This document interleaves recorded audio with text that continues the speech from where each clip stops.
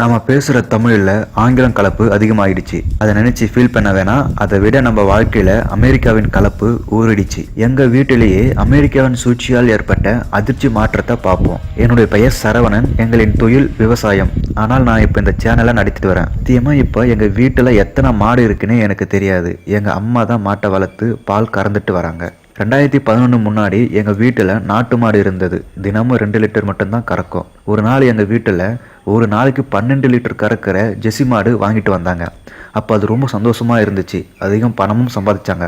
அதுக்கப்புறம் தான் தெரிஞ்சது அதில் எவ்வளோ ஆப்பு நமக்கு இருக்குன்னு. அமெரிக்காவின் மருத்துவ முறையில் கலப்பு மாடுகளை உருவாக்கி பசுமை புரட்சின்னு சொல்லி ஜெர்சி மாட்டை இந்திய அரசு அறிமுகப்படுத்திச்சு. இதனால 2 லிட்டர் பால் கறக்கிற நாட்டு மாட்டை யாரும் வாங்கலை, அடிமாட்டுக்கு வித்துட்டாங்க.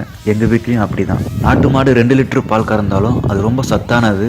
ஆனால் இப்போ நம்ம அதிகமாக வச்சிருக்கிறது ஜெர்சி மாடு. எங்கள் வீட்லேயும் ஜெர்சி மாடு தான் இருக்குது. அது A1 பால் வகையை சார்ந்தது.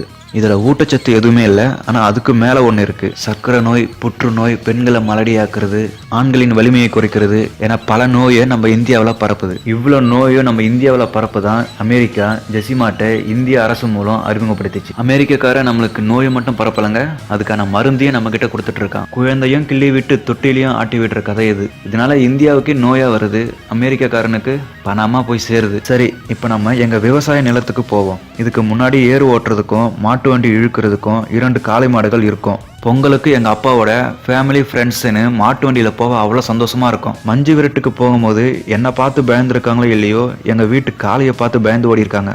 ஆனால் இப்போ எங்கள் வீட்டில் காளை மாடு இல்லை. ஏறு ஓட்டவும் நெல் மூட்டை காய்கறி ஏற்றி செல்லவும் எல்லாமே வண்டியாகவே எங்கள் வீட்டில் வாங்கி வச்சுட்டாங்க. இதில் பீட்டாக்காரன் வேற ஜல்லிக்கட்டு நடத்தக்கூடாதுன்னு சொல்லி இப்போ எங்கள் வீட்டில் காளை மாடே இல்லை. நாங்கள் பழைய வீட்டில் இருக்கும்போது எங்களுக்கு மட்டும் தனி வீடு இல்லைங்க. நாங்கள் வளர்க்குற கோழிக்கும் தனி குட்டி வீடு.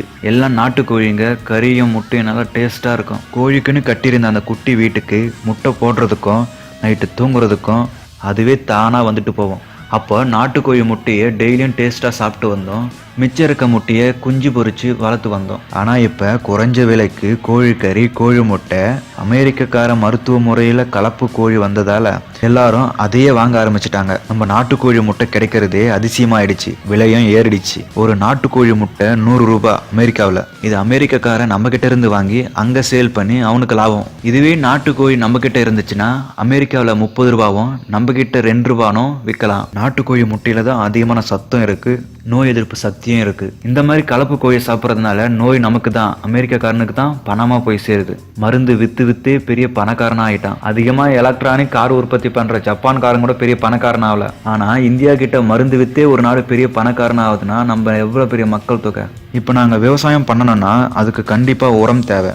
நாங்கள் 5 ஏக்கர் வச்சுருக்கோம். இதுக்கு உரம் வேணும்னா குறைஞ்சது 10 மாடாச்சு வேணும். அதுவும் நாட்டு மாடு உரம் தான் சத்தானது. ஜெர்சி மாடு போட்ட சாணத்தை வச்சு விவசாயம் பண்ண முடியாது. பயிர் வளைஞ்சதும் மடிஞ்சு போயிடும். இப்போ எங்க கிட்ட உரமும் இல்லை, நாட்டு மாடும் இல்லை. இப்போ நாங்கள் என்ன பண்றது? அப்போ விவசாயம் உரம் வாங்க நாம அமெரிக்கா கிட்ட கையேந்துறோம். அவனுடைய கெமிக்கல் மருந்து வச்சு தான் நம்ம இப்போ எல்லாருமே விவசாயம் பண்ணிட்டு வரோம். அதில் வர உணவு சத்தானதுன்னா இல்லை, வைட்டமின் இருக்கானா இல்லை, நோய் எதிர்ப்பு சக்தி இருக்கானா இல்லை, வேற என்னதான்பா இருக்கு? அதில் நமக்கு நோய் அதிகம் ஏற்படுத்துகிற கெட்ட சத்து தான் இருக்கு. இப்படி சாதாரண எங்கள் விவசாய ஒரு வீட்டிலே அமெரிக்காக்காரன் எவ்வளோ சம்பாரிச்சிட்டு இருக்கான்னு பாருங்க. தமிழ்நாடு, இந்தியா, இதில் எவ்வளோ பேர் இருப்பாங்க.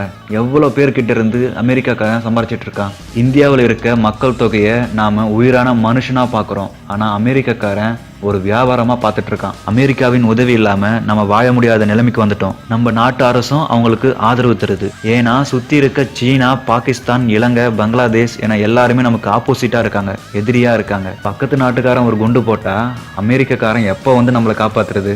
அவனை நம்பி இவங்க வேலை செய்யறாங்க. இனியாச்சு நம்ம எல்லாமே சொந்தமா உற்பத்தி பண்ணணும், யாரையும் நம்பி இருக்கக்கூடாது. அதனால நம்ம இயற்கையான கலாச்சாரம், பண்பாடு எல்லாத்தையும் காத்து நம்மளோட உற்பத்தியை அதிகரிச்சு வெளிநாட்டுக்கு ஏற்றுமதி பண்ற அளவுக்கு நம்ம பெரிய ஆளா ஆகணும். நம்ம இந்தியாவில் தயாரிச்ச பொருள் மட்டும் வாங்கணும். விவசாயத்துக்கும் கல்விக்கும் அதிக முக்கியத்துவம் தரணும். இயற்கை உணவு சாப்பிட்டா அப்புறம் ஹாஸ்பிட்டலே குறைஞ்சிடும். மக்களே, தயவு செய்து இந்த வீடியோவை எல்லாருக்கும் ஷேர் பண்ணுங்க.